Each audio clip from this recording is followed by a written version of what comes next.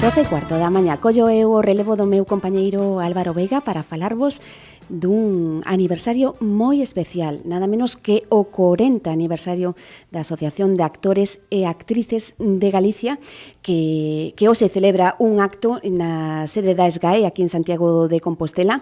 E para falar deste acto e de toda esta trayectoria da Asociación de Actores e Actrices de Galicia, temos aquí con nosa a Luma Gómez, que é unha actriz ferrolá, cunha trayectoria de máis de 5 décadas en cine, televisión, teatro, dobraxe, e que foi unha das primeiras, unha das persoas que asinou a acta fundacional da Asociación de Actores e Actrices de Galicia no ano 1985. Moi bo día, Luma, que tal? Bueno, 40 anos pasaron xa dende esa fundación. Que foi o que vos levou a asinar esa acta fundacional da asociación?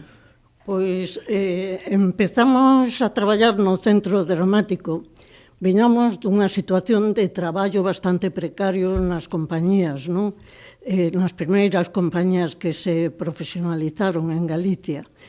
Pero en realidade estaba pouco especializado o traballo. Digamos que todos facíamos todo. Non? Claro. Cando comezou o Centro Dramático, cada un facía o seu traballo, é dicir, que se definiron moito os oficios teatrais. Había técnicos que facían a técnica, había constructores que construían a escenografía, os actores actuaban. Entonces, foi un momento no que vimos claramente cal era o noso traballo e a nosa función e a nosa problemática. Entón, o feito de estar en compañías tamén de moita xente en aquel momento, pois fixo que se establecera unha relación e todos fomos capaces de ver as necesidades e as demandas que tiñamos diante, non? Entón, decidimos crear unha asociación.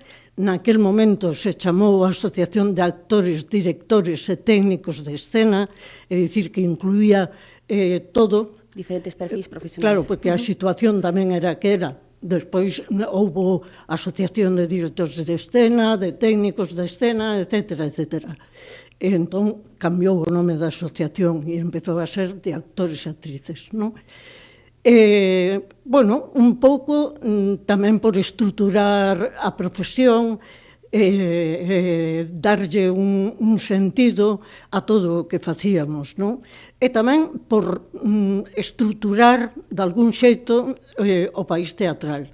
É dicir, que xa había unhas compañías, había un pequeno circuito, había un centro dramático, faltaba claramente a parte social.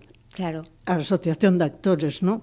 Que logo se constituíu en asociación de carácter sindical. Claro. Entón, foi ese o comezo dunha asociación que serviu para reivindicar todo tipo de cousas, porque naquele momento éramos os únicos. Quenes fosedes as persoas que conformastes esa acta fundacional da asociación? Pois mira, fomos Marisa Soto, Mabel Rivera, Xavier Lourido, que xa non fai teatro desde hai moitísimos anos, pero antes facía e estaba aí, e Ernesto Chao, e eu mesma. E como era o ambiente nas artes escénicas nese momento? Eu creo que era un ambiente moi animado a conseguir cousas, non? A cambiar a profesión tal e como se viña realizando. Empezamos a estar informados do que se facía en outros sitios e por aí empezamos a traballar pois na busca dunha estrutura teatral para o país. Ao cabo dos anos, tamén a asociación negociou co resto dos profesionais que había tamén fora da asociación, hai que dicilo que non todos se fixeron da asociación, algúns non, pero todos xuntos fomos creando pois a Rede Galega de Teatros e Auditorios, porque hai que ter en conta que a administración nunca fará as cousas por si mesma, é dicir, hai que demandalas, hai que pelexalas, hai que conseguilas. Non veñen as cousas así con tanta facilidade. Entón, a través desas loitas, foron conseguíndose moitas cousas, como digo. Claro. Foise conseguindo estruturar o país teatral. Claro. Estamos nun tempo no que o Centro Dramático Galego nacía un ano antes da fundación da asociación. A Televisión de Galicia comezaba as súas emisións no ano 1985. Sentíades que estabas abrindo camiño para a profesión?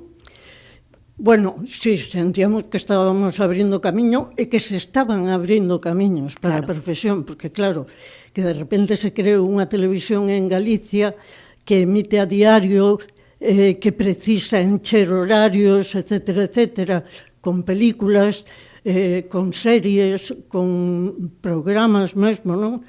Pois resulta que de aí se deriva a dobraxe, se deriva o traballo das series en galego, incluso programas de entretemento que traballaban actores. Claro. Así que sí, que empezamos a ver que había opcións de traballo máis alá do teatro e tratamos de aproveitalas. Foi un motor fundamental, entón, a creación da Televisión de Galicia para os actores e actrices galegos? Sí, eu creo que sí, que foi fundamental. E a dobraxe tamén.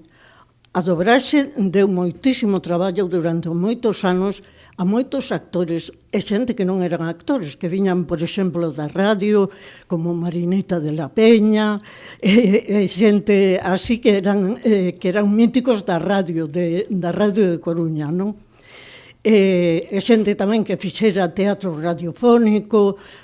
Claro. Bueno, había así xente de teatro, pero tamén de outras profesións, non?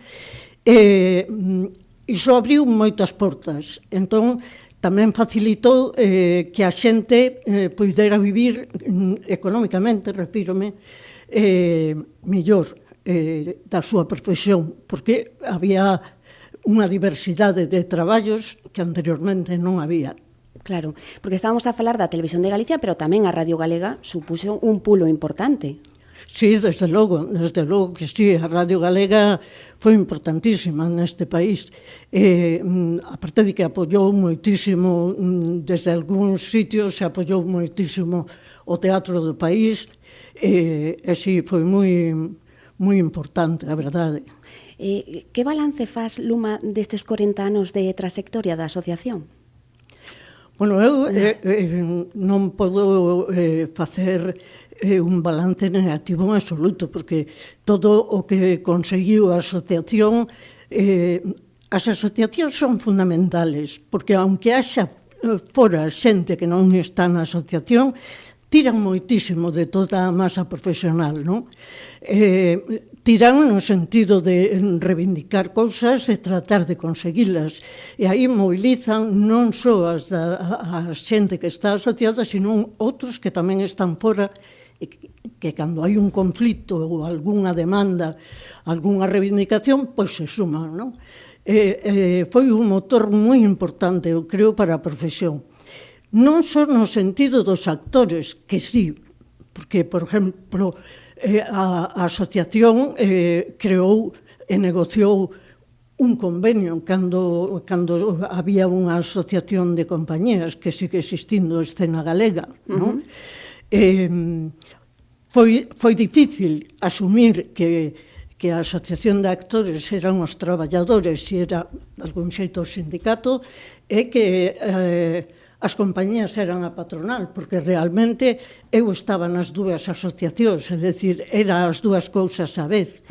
E era difícil de separar a patronal, claro, do traballador, non? Porque no fondo éramos os mesmos, exactamente os mesmos. Pero, bueno, pouco a pouco foise conseguindo que se asumiran os dous planos e se conseguiu, por exemplo, ter un convenio de teatro, un convenio de audiovisual, que nos acollimos ao nacional, ao español, non? Sí.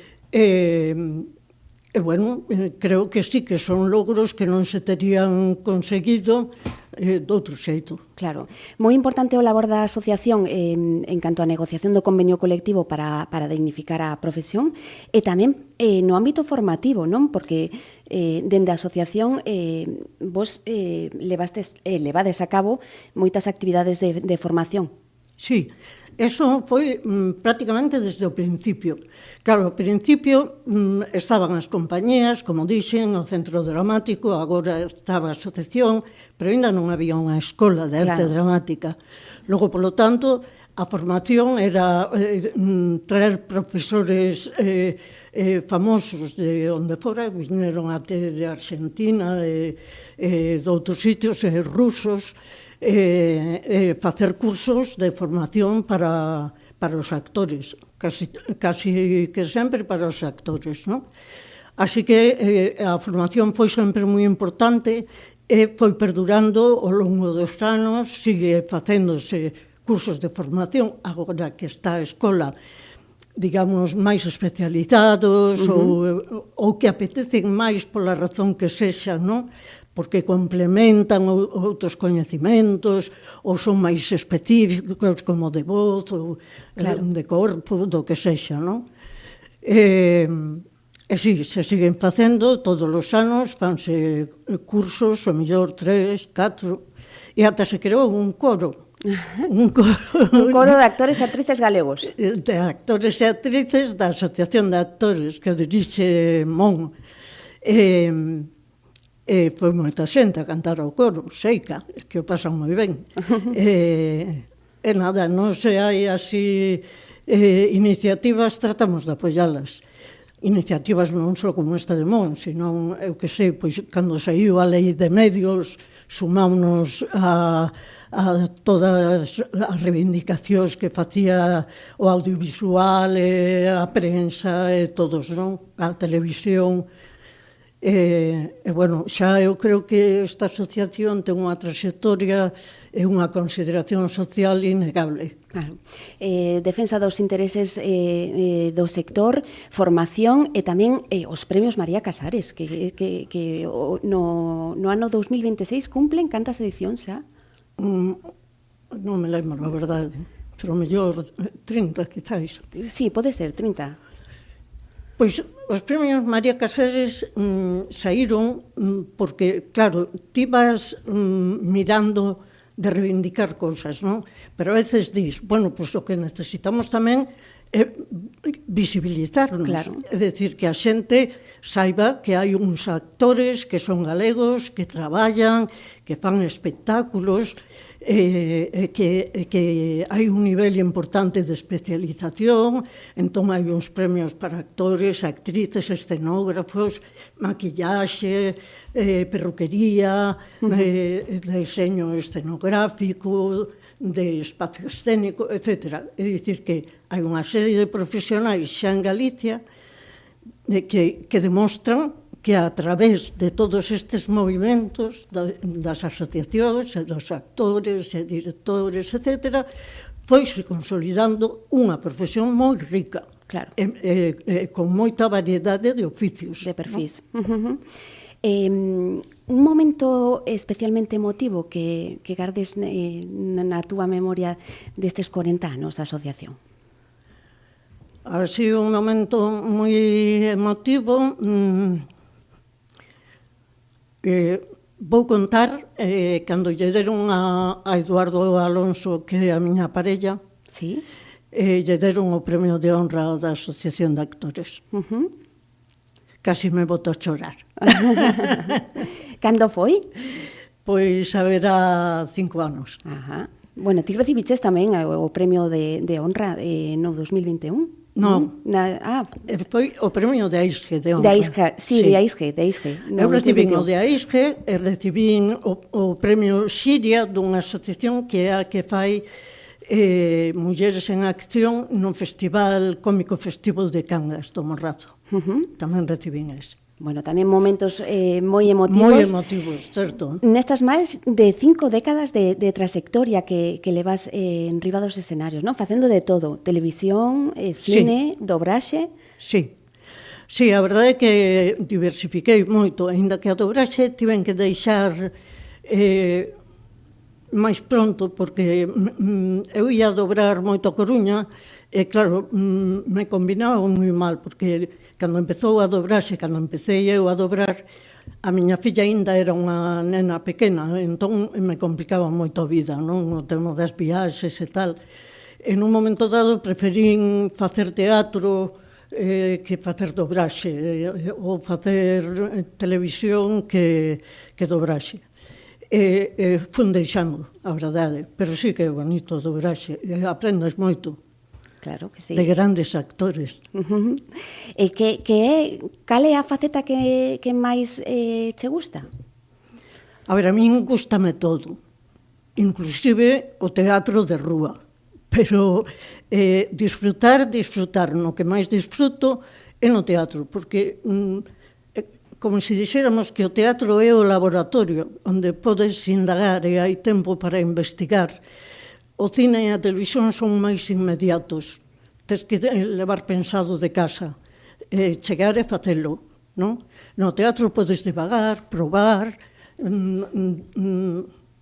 desfacer, volver a comezar, é dicir que sí, quizáis é o laboratorio é onde máis o disfrutas. O teatro.